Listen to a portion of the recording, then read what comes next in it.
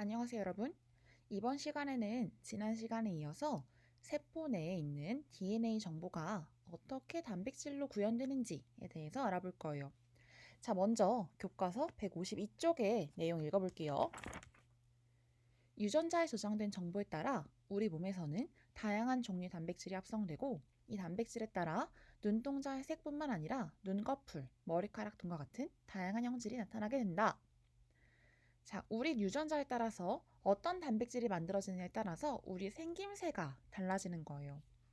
우리 동양인 같은 경우는 보통 갈색 눈동자 유전자를 가지고 있죠. 하지만 서양에 나가면 파란색 눈동자 유전자를 가진 사람들도 굉장히 많아요. 자, 이렇게 눈동자의 유전자를 다르게 가지고 있는 걸 따라서 갈색 눈동자 유전자를 가진 사람은 많은 양의 멜라닌 합성 효소를 만들어내요. 효소, 를 많이 만들어내는 거야. 그러면 멜라닌 색소가 많이 만들어지겠죠? 그래서 눈동자 색깔이 이렇게 갈색이 되는 거예요. 반면에 파란색 눈동자 유전자를 가진 사람은 멜라닌 합성 효소가 적게 만들어져요. 그래서 적은 양의 멜라닌 색소가 만들어지고 결국에는 눈동자 색깔이 이렇게 파랗게 되는 겁니다. 이거는 보통 피부 색깔과 머리카락 색깔이랑도 연결이 되어 있죠. 그래서 동양인들은 갈색 눈동자의 머리카락 색깔은 어두워요. 갈색이죠, 역시. 어두운 갈색. 반면에 파란색 눈동자를 가진 서양인들은 머리카락 색깔도 밝죠. 금발도 있고 혹은 붉은색도 있고 혹은 더 옅은 갈색도 있고 그래요. 멜라닌 합성 효소가 많이 만들어지냐 적게 만들어지냐에 따라서 이렇게 눈동자 색깔, 머리카락 색깔 그리고 피부 색깔까지도 달라지는 겁니다. 자, 그런데 이 멜라닌 합성 효소를 아예 만들지 못하는 사람들도 있죠. 그런 유전병을 바로 알비노, 백색증이라고 하는데요. 백색증은 사람뿐만 아니라 동물들한테도 있습니다. 한번 검색해 볼까요?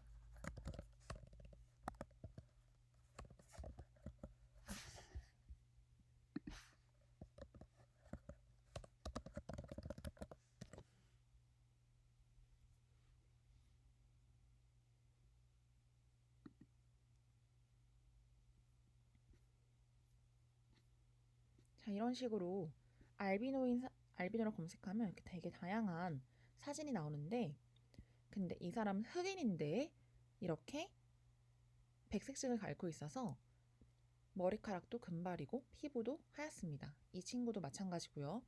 그리고 사람뿐만 아니라 기린도 있어요. 이런 식으로 기린도 알비노 기린이 있고 또 사자도 그렇고 뭐 개구리, 뱀 이런 것도 알비노가 있습니다. 최근에 이 흰 기린이 알비노 기린이 밀렵꾼에 의해서 희생이 됐어요. 원래는 아빠 기린, 엄마 기린, 자식 기린이 있었어요. 아빠 기린이랑 자식이 알비노였는데 근데 엄마는 이제 일반 기린이었고 근데 밀렵꾼에 의해서 엄마랑 자식이 희생이 된 거예요.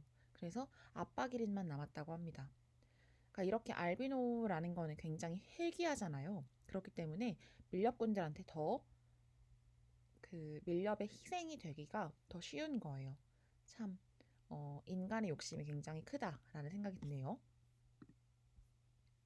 자, 그 다음에 교과서 153쪽 볼게요. 그리고 활동지는 저번 시간에 이은 뒷장입니다. 유전 정보의 발현이에요. 자, 먼저 DNA2 프로틴이라는 영상을 시청하게 되어 있는데 이거 선생님이 이거랑 비슷한 영상을 미리 올려놓은 적이 있어요. 그래도 한번 같이 볼게요.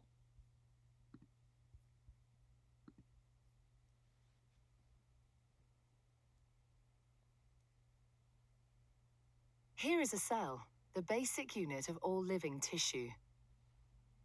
In most human cells, there is a structure called the nucleus. The nucleus contains the genome. In humans, the genome is split between 23 pairs of chromosomes.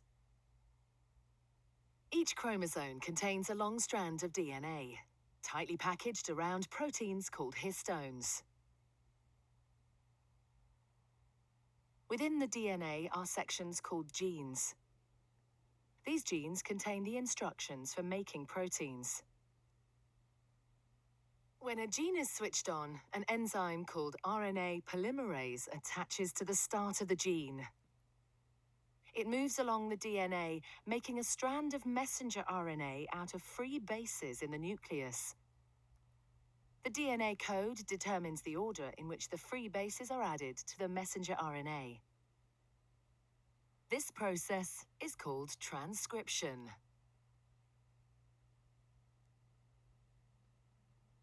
Before the messenger RNA can be used as a template for the production of proteins, it needs to be processed. This involves removing and adding sections of RNA. The messenger RNA then moves out of the nucleus into the cytoplasm.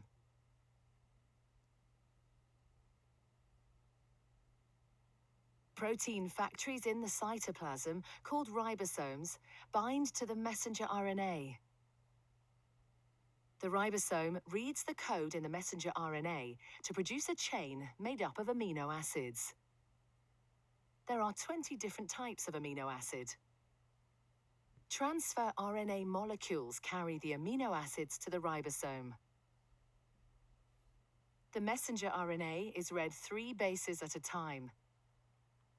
As each triplet is read, a transfer RNA delivers the corresponding amino acid. This is added to a growing chain of amino acids. Once the last amino acid has been added, the chain folds into a complex 3D shape to form the protein.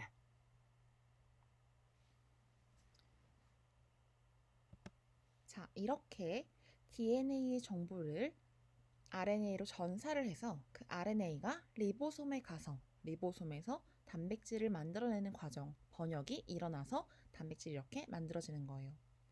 자, 한번 교과서를 가지고 같이 읽어봅시다. DNA 유전 정보의 발현. 글자 하나하나가 연결되어 뜻이 있는 단어가 되는 것처럼 DNA를 구성하는 4종의 염기가 배열되어 하나의 단백질을 합성하는 유전 정보가 된다. DNA에 담겨있는 유전 정보는 어떤 과정을 거쳐 단백질로 합성될까?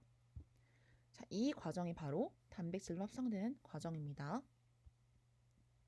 먼저 DNA에서 전사를 통해서 RNA로 정보를 베낀 다음에 이 RNA가 리보솜에서 번역되어서 단백질이 만들어지는 거죠. 세포에서 유전 정보는 DNA를 거쳐 RNA로 합성된다. 자, 밑줄실게요.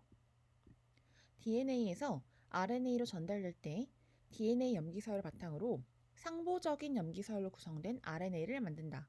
이 과정을 전사라고 하며 정보를 베껴 쓴다는 뜻을 담고 있다 라고 되어 있어요. 자, 여러분 여기서 살짝 어려운 말이 있는데 그 말이 바로 상보적인이라는 말이에요. 자, 이게 무슨 소리냐 하면은 우리 지난 시간에 DNA 염기에는 뭐가 있다고 했어요?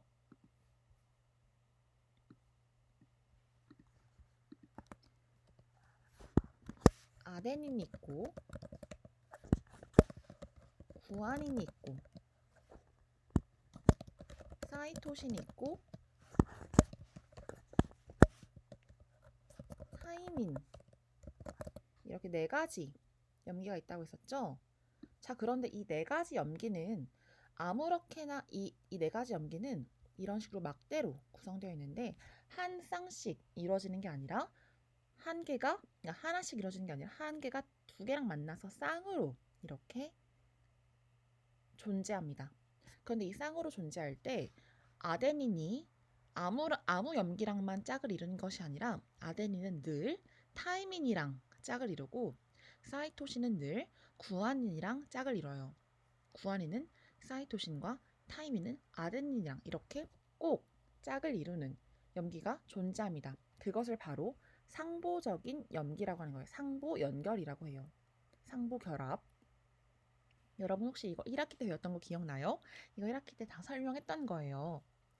자, 그래도 기억이 안 날 테니까 다시 이렇게 설명해 주는 겁니다. 자, 다시 아데닌, 구아닌, 사이토신, 타이민이라는 염기는 짝으로 존재하는데 이때 이 짝은 아무렇게나 짝이 이루어지는 것이 아니라 꼭 아데닌은 타이민과 구아닌은 사이토신과 연결된다라는 겁니다. 자, 보면 그림을 보면 자세히 보면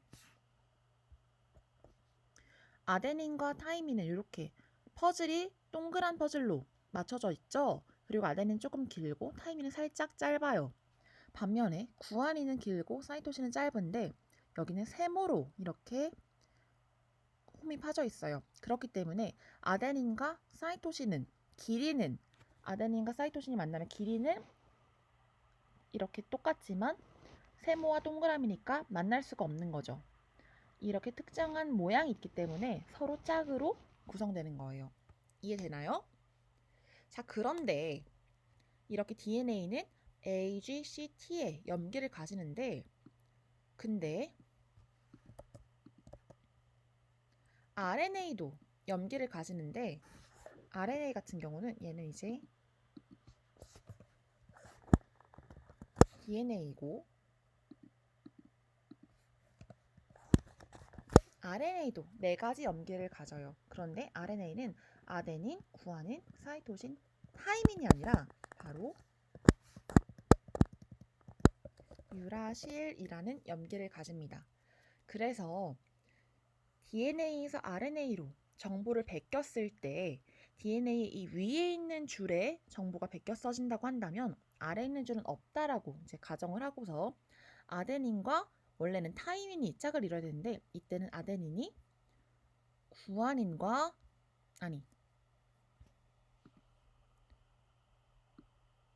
유라실과 이렇게 짝을 이루는 거예요. 그리고 구아닌은 사이토신과 짝을 이루고 무슨 소린지 알겠어요?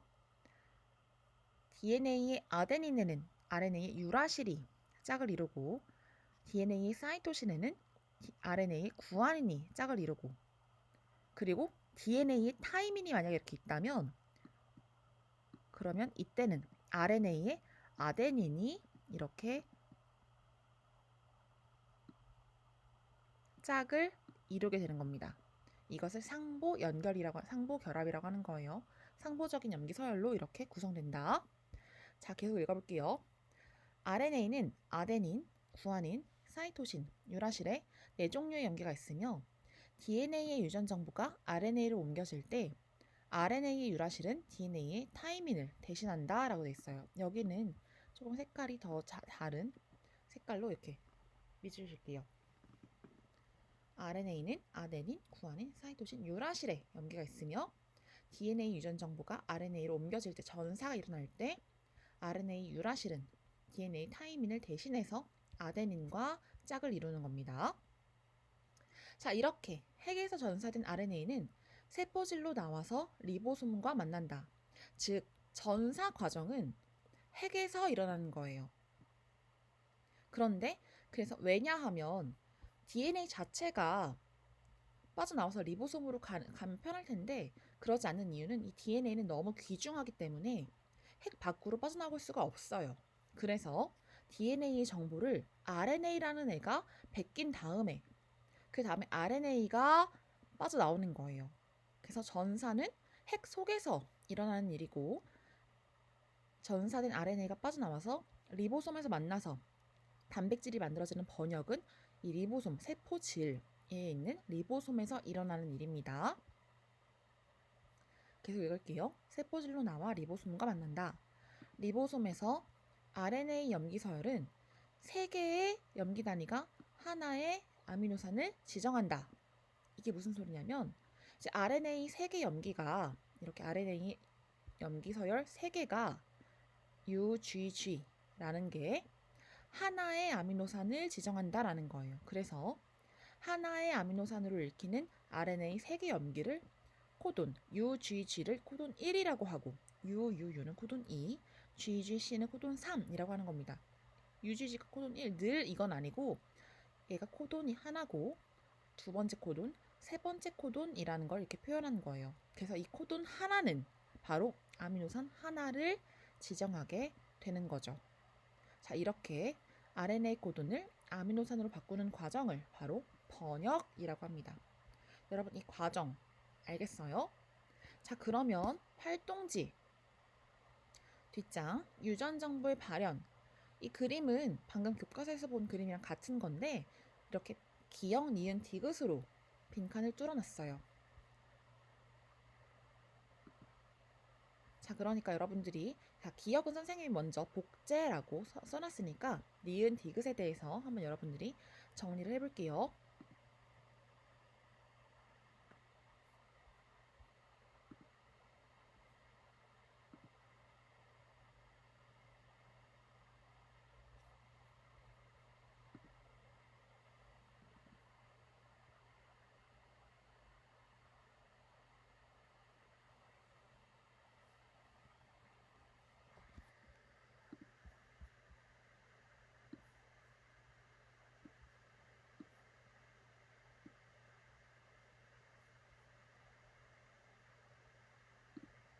자, 니은은 어떤 과정이죠? DNA가 RNA로 정보를 베껴 쓰는 과정은 바로 전사 과정이죠. 자, 전사의 정의는 뭐라고 할까요? DNA의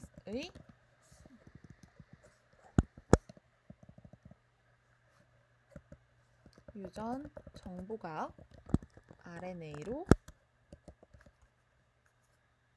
전달되는 과정이 바로 전사입니다. 자, 이 과정은 어디서 일어난다고 했었죠? 바로 핵 속에서 일어난다고 했었죠.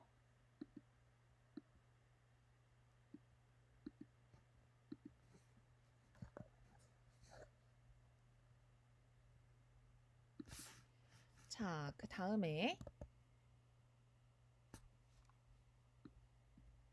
디귿은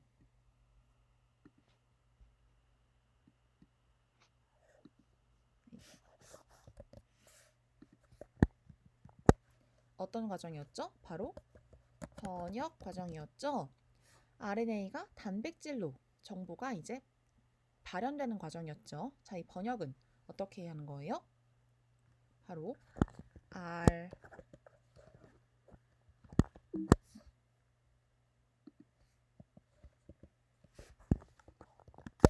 RNA의 코돈을, 자, 코돈이라는 건 뭐라고 했어요? RNA의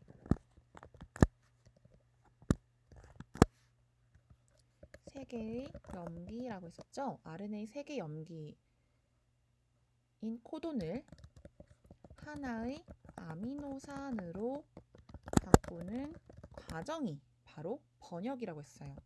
자, 이 번역은 어디서 일어난다고 했어요? 바로 리보솜에서 일어난다고 했었죠. 활동지에도 여기 있어요. 자, DNA는 두 종류, 두 가닥으로 돼 있어요. ACC, AAA, CCG, AGC, T라고 돼 있으면 그 상부 결합으로 아데닌에는 타이민, 사이토신은 구아닌, 그리고 구아닌에는 사이토신, 타이민은 아데닌 이렇게 결합이 되어 있는데 이때 RNA가 전사를 할 때는 이 둘 중에 하나만 전사가 일어나는 거예요. 지금 이 경우에는 위에 있는 가닥이 전사가 일어났어요. 그래서 아데닌에는 유라실이 붙고 사이토신에는 구아닌이, 그리고 구아닌에는 사이토신이, 그리고 타이민에는 아데닌이 이렇게 붙었어요. 이런 식으로 전사가 일어났고 이제 얘가 이 RNA가 핵공을 빠져나와서 리보솜과 만나면 그러면 코돈, 염기, RNA 염기 하나, 둘, 세 개가 하나의 코돈으로서 하나의 아미노산을 지정해서 단백질을 만들어내는 번역이 일어나는 겁니다. 이 과정 살짝 복잡한데 여러분들 차근차근히 읽으면 충분히 이해할 수 있어요. 알겠죠? 자, 그러면 교과서 넘겨서 154쪽 읽어볼게요.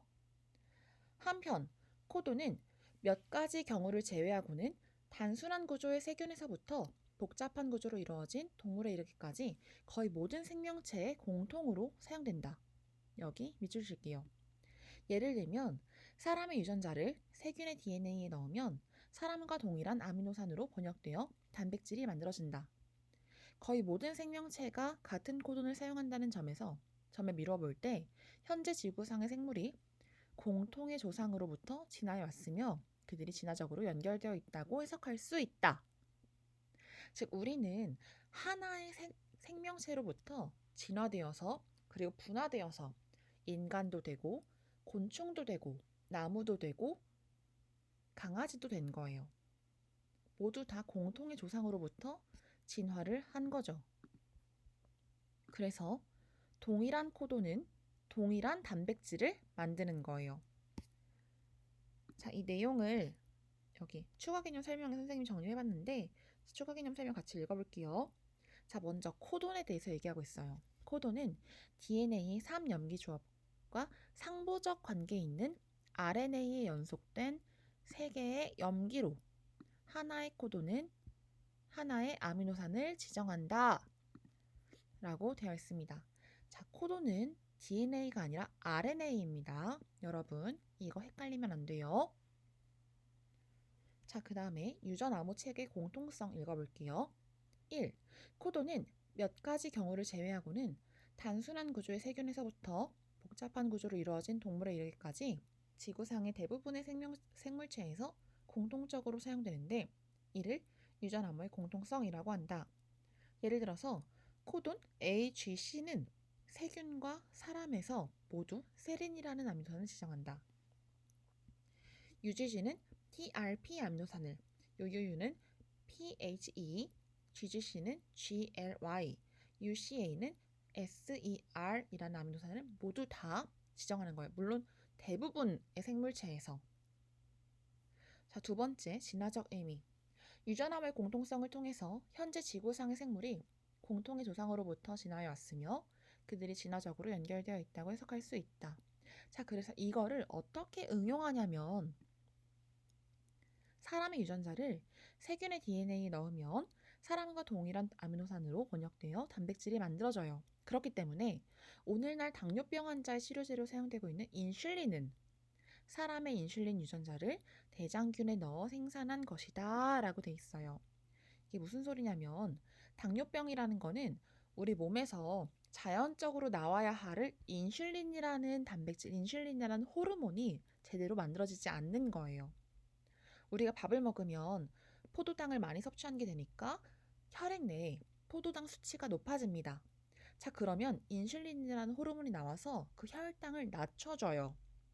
그래서 혈당이 일정하게 유지가 되어야 되는데 근데 당뇨병 환자들은 이 인슐린이라는 호르몬이 분비되지 않기 때문에 혈당이 계속 높은 채로 유지가 되는 거예요. 그래서 당이 많은 소변이 나오는 거죠. 그래서 인슐린을 인위적으로 이렇게 맞아야 돼요. 주사로 맞거나 혹은 약으로 통해서 약을 먹어서 인슐린을 먹어야 돼요. 그러니까 들어와야 돼요, 몸에. 그런데 이 인슐린을 만드는 유전자를, 사람에 있는 유전자를 떼가지고 대장균에다가 도입하는 거예요. 근데 대장균 같은 경우는 단세포 생물이기 때문에 자기 복제를 통해서 굉장히 많이 분열할 수 있어요. 그러면 인슐린 단백질을 굉장히 많이 한꺼번에 만들 수 있는 거죠. 대장균에서도 인슐린을 만드는 유전자는 동일하니까, 코도는 동일하니까. 그런 식으로 해서 인슐린 대량 생산해서 우리 당뇨병 환자들이 인슐린 주사를 맞을 수 있는 거예요. 알겠어요? 굉장히 신기하죠? 자, 여러분. 자, 이번 시간에 배운 내용을 토대로 여러분들이 스스로 질문해 보기를 한 다음에 이거는 학교에 와서 선생님한테 제출하면 됩니다. 알겠죠? 자, 이번 시간은 여기서 마칠게요. 자, 안녕!